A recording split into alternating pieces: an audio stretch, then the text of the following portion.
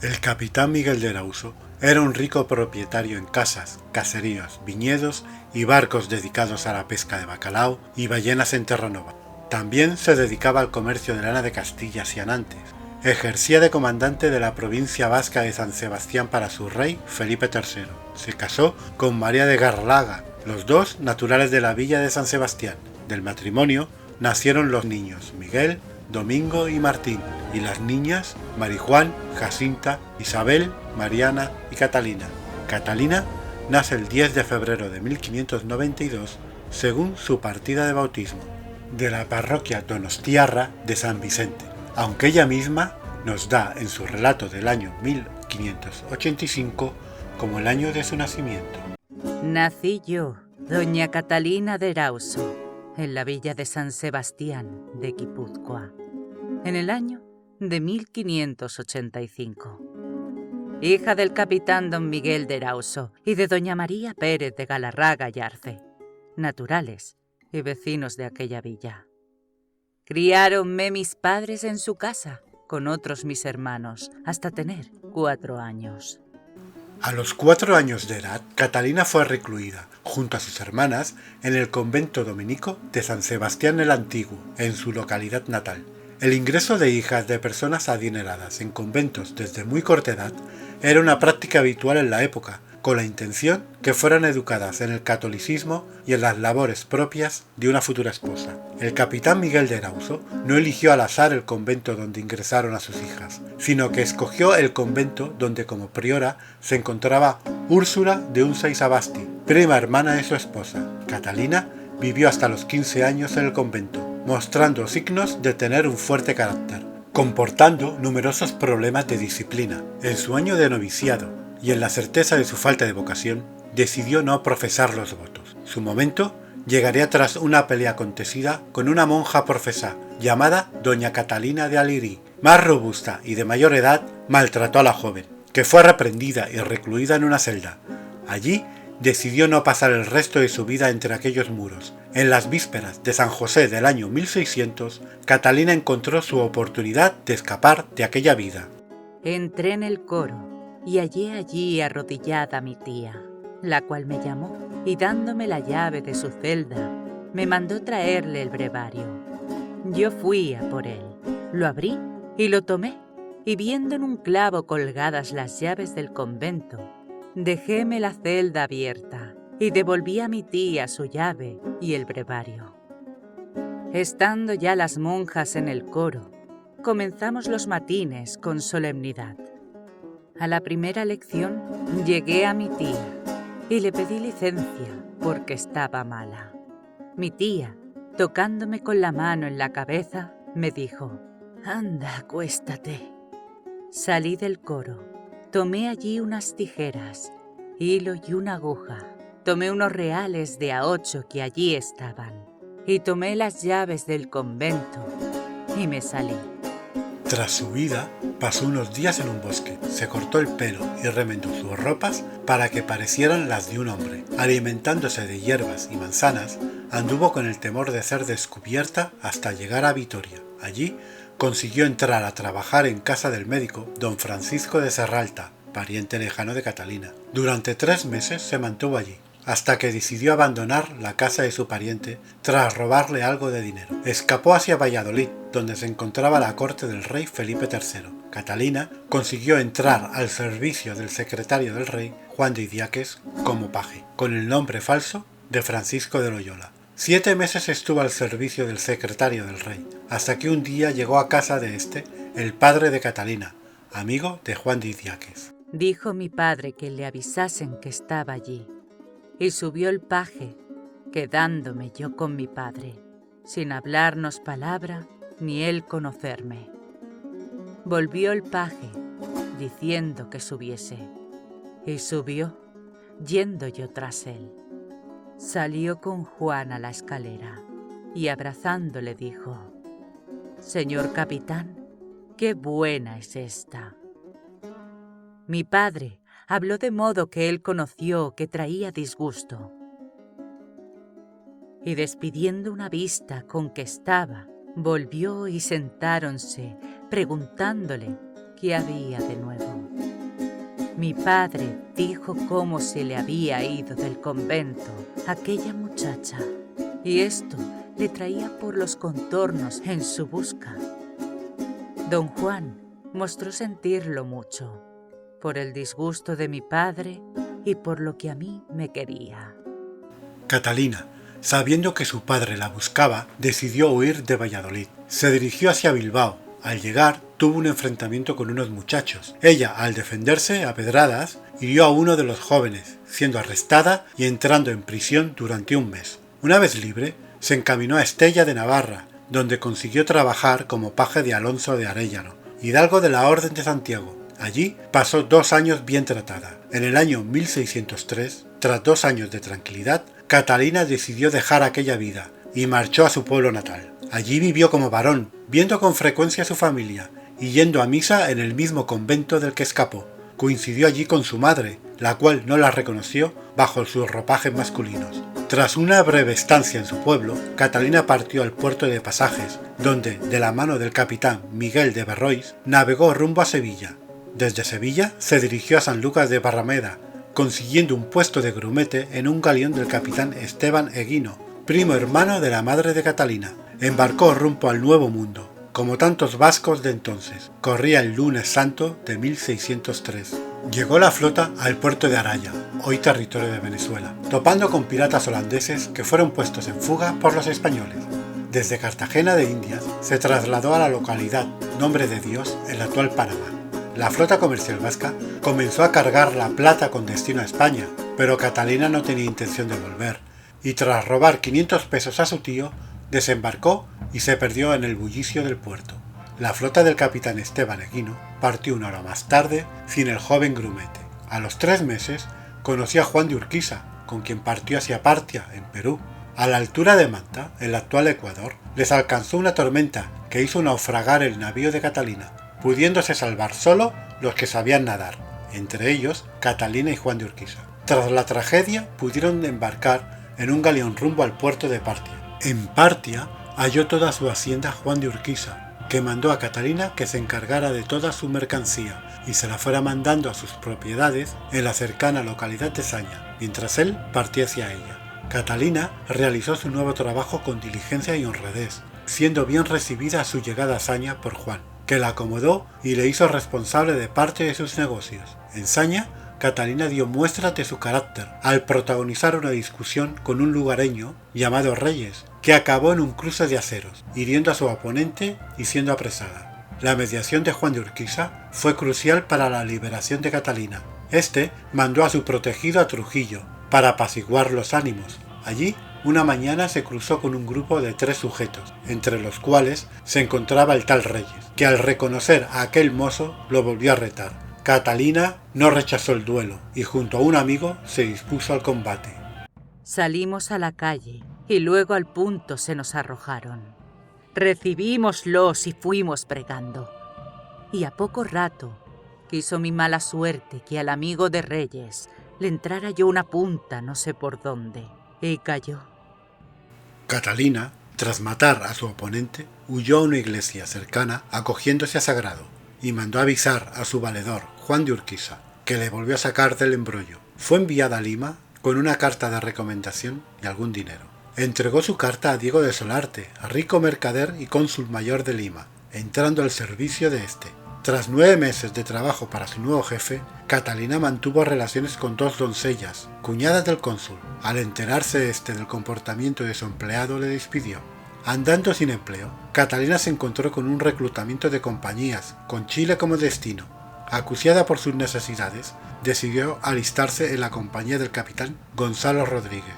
Junto a 1.600 compañeros, se dirigió a la ciudad de Concepción, a las órdenes del maestre de campo Diego Bravo de Saravia. Llegó la tropa a Chile y fueron recibidos por el secretario del gobernador, el capitán Miguel de Erauso.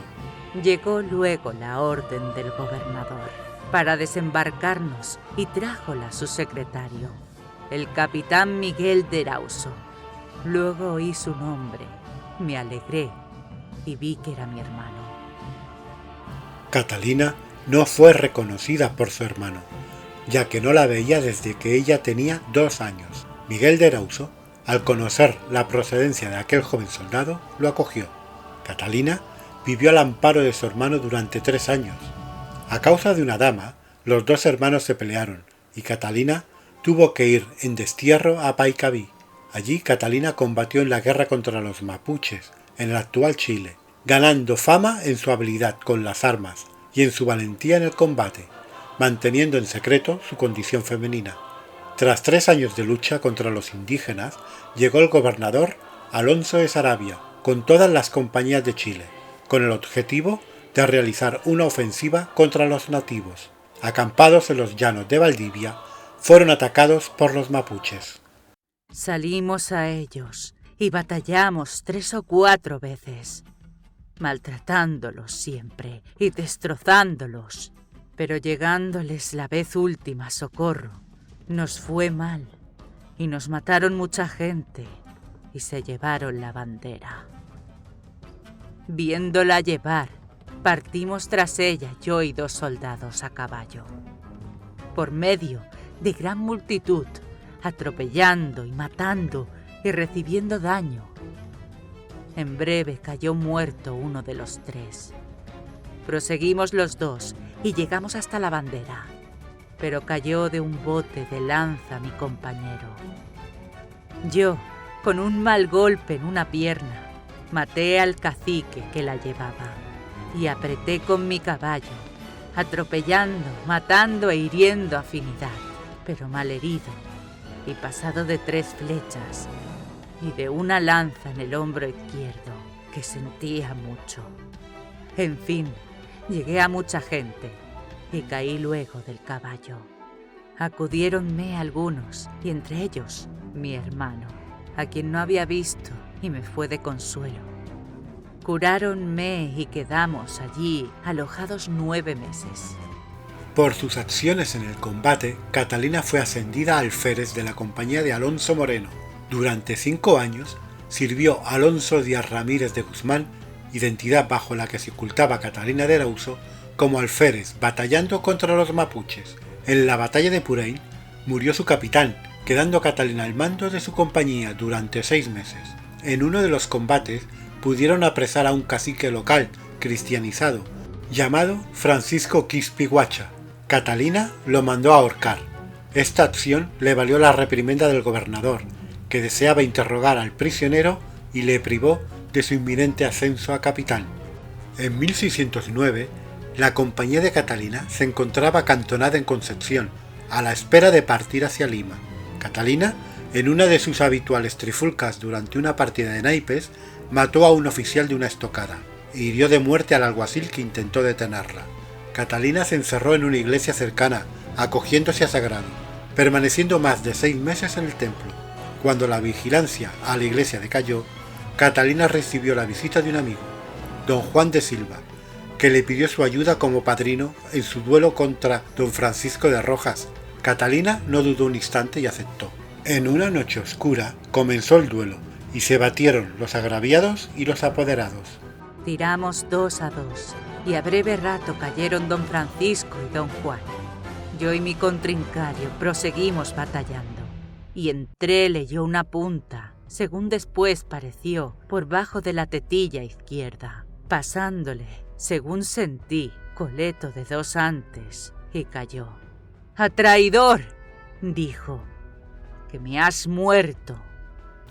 Catalina reconoció aquella voz y tras preguntarle el nombre, recibió la temida respuesta: el capitán Miguel de Erauso. De los 4 duelistas, solo Catalina sobrevivió.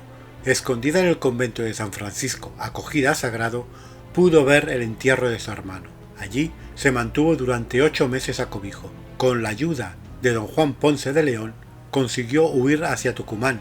En su huida, se encontró con otros 2 soldados prófugos. De esta forma comenzaba una travesía trágica y mortal a través de los Andes. Casi sin agua y sin comida, tuvieron que comerse a sus 2 caballos. Pasando frío en aquellas gélidas tierras y tras multitud de penalidades, los 2 acompañantes de Catalina acabaron sucumbiendo. Catalina, más muerta que viva, pudo llegar a Tucumán. Acogida en casa de una viuda mestiza de un español, hizo promesa de matrimonio a la hija de la viuda, a petición de esta. A los 4 meses, Catalina acabó huyendo a Potosí, eludiendo su promesa de boda. En Potosí, participó bajo el mando del corregidor don Rafael Ortiz en la represión del intento de alzamiento de Alonso Ibáñez con el objetivo de la toma de la ciudad. Catalina volvió a la milicia con el cargo de ayudante del sargento mayor, sirviendo 2 años. Durante su servicio, el gobernador Pedro de Legui dio orden de levantar gente para combatir en los Chuncos y el Río Dorado. Bajo las órdenes del maestre de campo Bartolomé de Alba, las compañías se pusieron en movimiento. Descubrimos un pueblo de indios, los cuales se pusieron en armas. Llegamos y sintiendo ellos el arcamuz, huyeron desatinados, quedando muertos algunos. Habíanse entretanto los indios vuelto al lugar, en número de más de 10.000. Volvimos a ellos con tal coraje e hicimos tal estrago que corría por la plaza abajo un arroyo de sangre como un río. Y fuimos siguiéndolos y matándolos hasta pasar el río Dorado.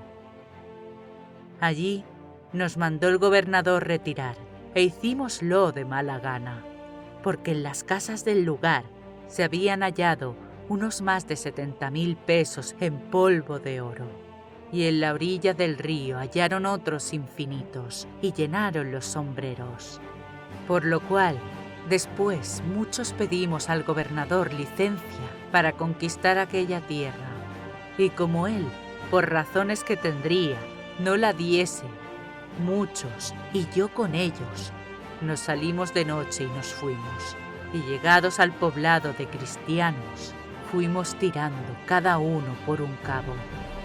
Tras varias peripecias, Catalina acabó dedicándose al comercio del trigo entre Cochabamba y Potosí, a las órdenes de Juan López de Argijo. Pendenciera como era, mató a 2 hombres en sendas riñas de juego. Juzgada y condenada a pena de muerte, fue liberada en el último minuto con la soga al cuello. 2 testigos confesaron cometer perjurio en contra de aquel alférez. Ya en La Plata, volvió a tener problemas con la justicia por el duelo con un marido celoso.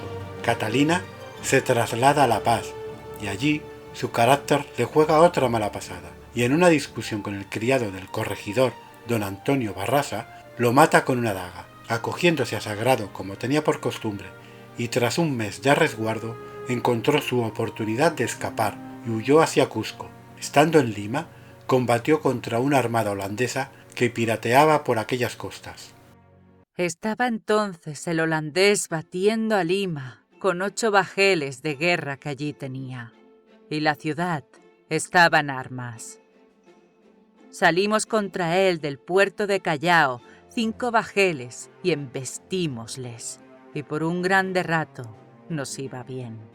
Pero cargó sobre nuestra almiranta, de forma que la echó a pique, sin que pudiesen escapar más de 3 hombres, que nadando nos acogimos a un navío enemigo que nos recogió.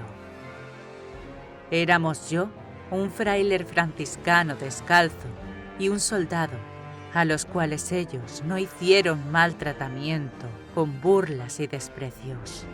Toda la demás gente de la almiranta pereció.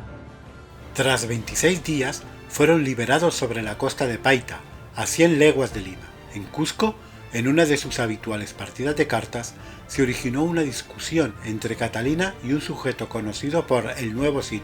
En el transcurso del duelo, Catalina atravesó con su acero a su oponente, no sin antes que éste le hiriera de gravedad. 4 meses tardó en sanar de sus heridas, siempre asistida por el padre Fray Luis Ferrer. Una vez restablecida, huyó de la justicia, que la reclamaba por la muerte del Nuevo Cid, en dirección a Huamanga.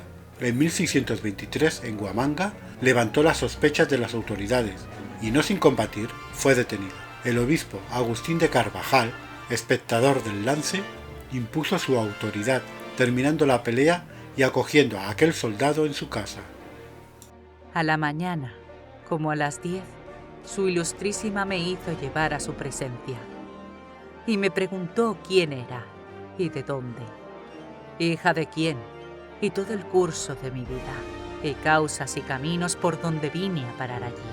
Y fui en esto desmesurando tanto, mezclando buenos consejos y los riesgos de la vida y espantos de la muerte, y contingencias de ella, y el asombro de la otra, si no me cogía bien apercibido, procurándome sosegar y reducir, arrodillándose a Dios, que yo me puse tamanito, y viéndolo tan santo varón, pareciéndome estar ya en la presencia de Dios, descúbreme y dígole: Señor, todo esto que he referido a vuestra señoría ilustrísima no es así.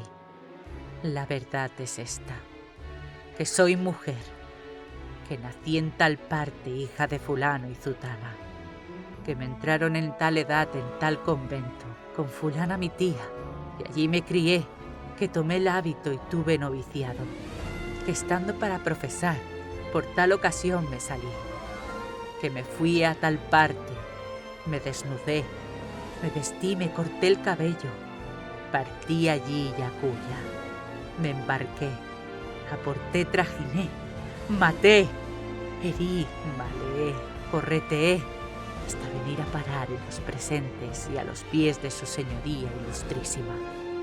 El obispo Agustín de Carvajal, ante tamaña confesión, mandó llamar a 2 matronas para verificar el sexo de aquel alférez. Confirmaron que aquel alférez era mujer y que se mantenía virgen. El obispo, impresionado por la historia que acababa de oír, acogió a Catalina bajo su protección. Tras pasar por varios conventos peruanos, Catalina acabó embarcando, tras 2 años de convivencia con las monjas, hacia España. La extraordinaria historia de Catalina de Erauso se difundió por todo el Reino de España y resto de Europa. Llegó a Sevilla en 1624, donde ya se había editado las primeras relaciones sobre su vida. Catalina, o Antonio como se hacía llamar, ya era una celebridad. Decide entonces viajar a Roma por el año santo del jubileo, pero en Turín es atacada y acusada de espía y obligada a volver a España. Víneme a Madrid y presentéme ante su majestad, suplicándole me premiase mis servicios, que expresé en un memorial que puse en su real mano. Remitióme su majestad al Consejo de Indias, y allí acudí y presenté los papeles que me habían quedado de la derrota. Viéronme aquellos señores, y favoreciéndome, con consulta de su majestad, me señalaron 800 escudos de renta para mi vida, que fueron poco menos de los que yo pedí. Esto fue en el mes de agosto de 1625. Felipe IV, impresionado por la vida de aquella mujer, aparte de la pensión concedida, le mantuvo el grado de alférez. En un segundo intento de viajar a Roma, partió a Barcelona con la intención de embarcar hacia Génova, llegando a Roma en 1626, causando gran expectación. El Papa Urbano VIII la recibió en audiencia. Partí de Génova a Roma, besé el pie a la santidad Urbano VIII y referirle en breve y lo mejor que supe mi vida y correrías, mi sexo y virginidad. Mostró su santidad extraña tal cosa, y con afabilidad me concedió licencia para proseguir mi vida, en hábito de hombre, encargándome la prosecución honesta en adelante y la abstinencia de ofender al prójimo, teniendo la unión de Dios sobre su mandamiento. Non occides. En el mes y medio que habitó en Roma, príncipes y cardenales la agasajaron, siendo la sensación del momento.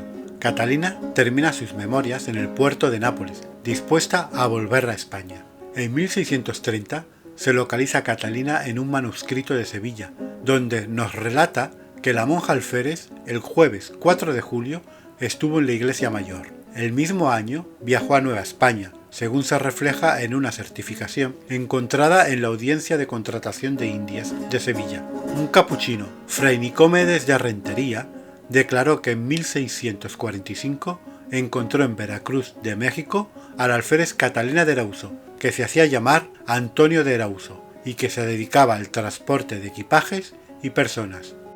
Existen 2 versiones sobre la muerte de Catalina de Erauso. La primera asegura que en el año 1650, estando el alférez transportando ropa en Catxala, adoleció del mal de muerte, falleciendo en aquella localidad. La segunda versión nos dice, según don Joaquín María Ferrer, que Catalina falleció durante una tormenta, cuando intentaba desembarcar de un barco frente a las costas de Veracruz, cayendo de un bote y desapareciendo sin dejar rastro. Catalina de Lauso nos dejó sus memorias, donde podemos observar cómo una mujer pudo sobrevivir como hombre manteniendo su independencia en un nuevo mundo, duro y cruel, que pertenecía a un imperio que vivía su siglo de oro.